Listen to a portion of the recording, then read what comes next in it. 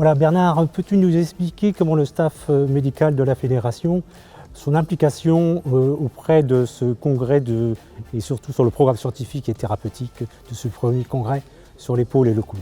Sur le coude et sur l'épaule, les médecins qui travaillent à Roland-Garros, les médecins qui soignent toute l'année nos champions vont pouvoir parler qu'est-ce qu'on fait devant un tennis elbow quand on a le numéro 1 mondial qui vient te voir, qui a dit j'ai un tennis elbow, qu'est-ce qu'il faut faire? Donc on a eu l'idée de faire un Delphi, on va faire les recommandations en 2023 sur la prise en charge du tennis elbow. On a fait là au mois de juillet cette année toute une étude sur nos vétérans, les meilleurs joueurs entre 35 ans et 80 ans qui jouent au tennis, les meilleurs de leur catégorie. On leur a fait un examen clinique, un examen échographique de l'épaule, on les a interrogés sur leur pathologie et on va pouvoir voir ce qu'ils ont comme pathologie et on va découvrir sûrement beaucoup de choses intéressantes sur leurs lésions tendineuses puisqu'on peut jouer très longtemps au tennis, on joue jusqu'à 85 ans.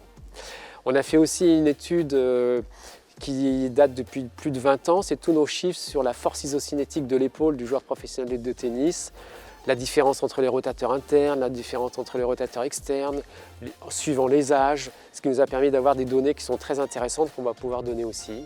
On va aussi sortir toute notre revue épidémiologique, c'est quoi la pathologie du sport de haut niveau du joueur de tennis qui joue Roland-Garros.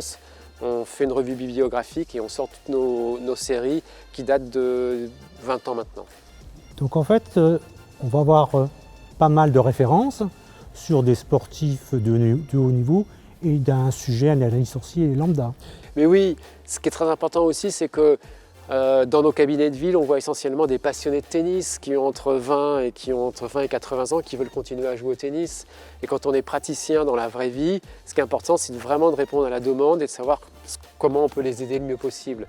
Et dans ce congrès, je pense qu'on va pouvoir répondre à beaucoup de questions que beaucoup de thérapeutes se posent. Les kinés, les ostéopathes, les médecins du sport, les rééducateurs, les chirurgiens. On va allier toutes nos connaissances et on va fusionner tout ça pour, je pense, devenir meilleur. Donc on va aboutir à des conduites à tenir et à des recommandations pour tout le monde en fait.